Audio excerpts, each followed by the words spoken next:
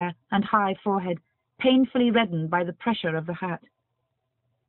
"That's Petrov, an artist," answered Kitty, blushing. "And that's his wife," she added, indicating Anna Pavlovna, who, as though on purpose, at the very instant they approached, walked away after a child who had run off along a path. "Poor fellow, and what a nice face he has," said the prince. "Why don't you go up to him? He wanted to speak to you." "Well, let us go then," said Kitty, turning round resolutely. "How are you feeling today?" she asked Petrov. Petrov got up, leaning on his stick, and looked shyly at the prince. "This is my daughter," said the prince. "Let me introduce myself." The painter bowed and smiled, showing his strangely dazzling white teeth. "We expected you yesterday, Princess," he said to Kitty. He staggered as he said this, and then repeated the motion, trying to make it seem as if it had been intentional. "I meant to come, but Varenka said that Anna Pavlovna sent word you weren't going." "Not going?" said Petrov, blushing, and immediately beginning to cough, and his eyes sought his wife. "Anita! Anita!" he said loudly, and the swollen veins stood out like cords on his thin white neck. Anna Pavlovna came up. "So you sent word to the princess that we weren't going?" he whispered to her angrily, losing his voice. "Good morning, Princess," said Anna Pavlovna, with an assumed smile utterly unlike her former manner. "Very glad to make your acquaintance," she said to the prince. "You've long been expected, Prince." "Why did you send word to the princess that we weren't going?" the artist whispered hoarsely once more, still more angrily, obviously exasperated that his voice failed him, so that he couldn't give his words the expression he would have liked. "Oh, goodness me, I thought we weren't going," his wife answered crossly.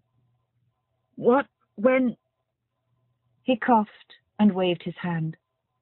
The prince took off his hat and moved away with his daughter. "Ah," he sighed deeply. "Oh, poor things." "Yes, Papa," answered Kitty. "And you must know they've 3 children, no servant, and scarcely any means." "He gets something from the academy," she went on briskly, trying to drown the distress that the peculiar change in Anna Pavlovna's manner toward her had aroused in her. "Oh, here's Madame Stahl," said Kitty, indicating a wheelchair, where, propped on pillows, something in grey and blue was lying under a sunshade. This was Madame Stahl. Behind her stood the gloomy, healthy-looking German workman who pushed the carriage. Close by was standing a flaxen-headed Swedish count whom Kitty knew by name. Several invalids were lingering near the wheelchair, staring at the lady as though she was some curiosity. The prince went up to her, and Kitty detected that disconcerting gleam of irony in his eyes. He addressed Madame Stahl with extreme courtesy and affability in that excellent French that so few speak nowadays.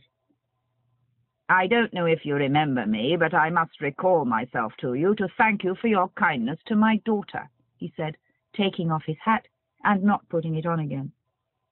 "Prince Alexander Shtcherbatsky," said Madame Stahl, lifting upon him her heavenly eyes, in which Kitty discerned a look of annoyance. "Delighted. I've taken a great liking to your daughter." "You're still in poor health?" "Yes, I'm used to it," said Madame Stahl, and she introduced the prince to the Swedish count. "You've scarcely changed at all," the prince said to her. "It's 10 or 11 years since I have the honor of seeing you." "Yes, God sends the cross and sends the strength to bear it. Often one wonders what the goal of this life is." "The other side," she said angrily to Varenka, who had rearranged the comforter over her feet, not to her satisfaction. "To do good, probably," said the prince with a twinkle in his eye. "That is not for us to judge," said Madame Stahl, perceiving the shade of expression on the prince's face. "So you will send me that book, dear Count. I'm very grateful to you," she said to the young Swede. "Ah!" cried the prince, catching sight of the Moscow colonel standing near, and with a bow to Madame Stahl, he walked away with his daughter and the Moscow colonel, who joined them. "That's our aristocracy, Prince," the Moscow colonel said with ironical intent. He cherished a grudge against Madame Stahl for not making his acquaintance. "She's just the same," replied the prince. "Did you know her before her illness, Prince? That is, before she took to her bed?" "Yes, she took to her bed before my eyes," said the prince. "They say it's 10 years since she stood on her feet." "She doesn't stand up because her legs are too short. She had a very bad figure." "Papa, it's not possible," cried Kitty. "That's what wicked tongues say, my darling. And your Varenka catches it too," he added. "Oh, these invalid ladies."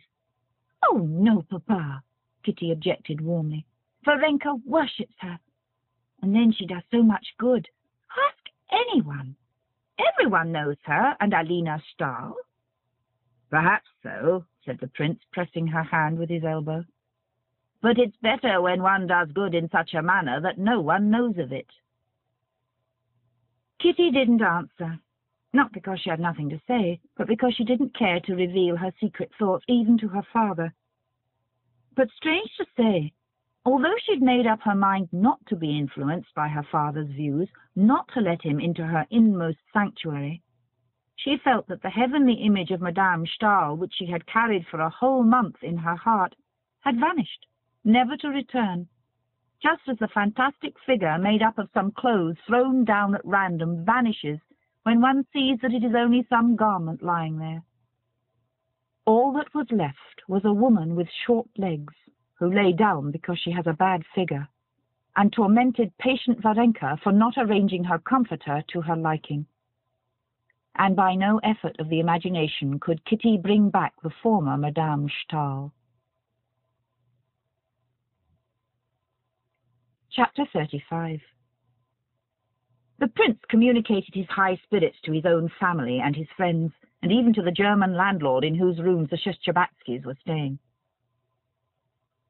On coming back with Kitty from the wells, the prince, who had asked the colonel and Maria Yevgenyevna and Varenka all to come and have coffee with them, gave orders for a table and chairs to be taken into the garden under the chestnut tree, and lunch to be laid there. The landlord and the servants, too, grew brisker under the influence of his high spirits. They knew his generous nature, and half an hour later the invalid doctor from Hamburg, who lived on the top floor, looked enviously out of the window at the merry party of healthy Russians assembled under the chestnut tree. In the trembling circles of shadow cast by the leaves, at a table covered with a white cloth and set with coffee-pot, bread and butter, cheese and cold game, sat the princess in a high cap with lilac ribbons, distributing cups of coffee and sandwiches. At the other end sat the prince, eating heartily and talking loudly and merrily. The prince had spread out near him his purchases, carved boxes, knick-knacks, paper knives of all sorts, of which he bought a heap at every spa, and bestowed them upon everyone, including Lieschen, the servant girl, and the landlord, with whom he jested in his comically bad German, assuring him that it wasn't the water that had cured Kitty, but his splendid food, especially his prune soup.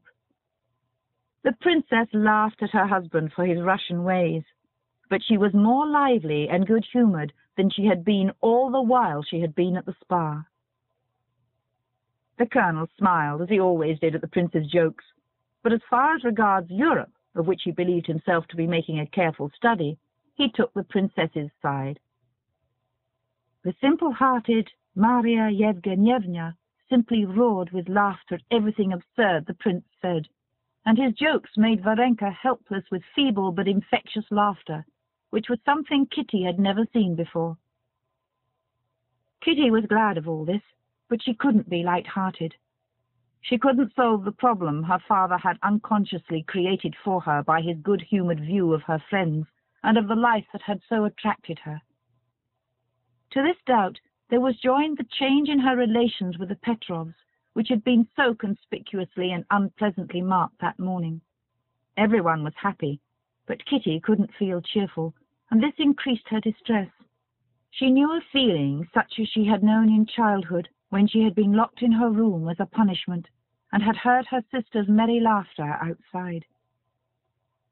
Well, but why did you buy this mass of things for? Said the princess, smiling and handing her husband a cup of coffee.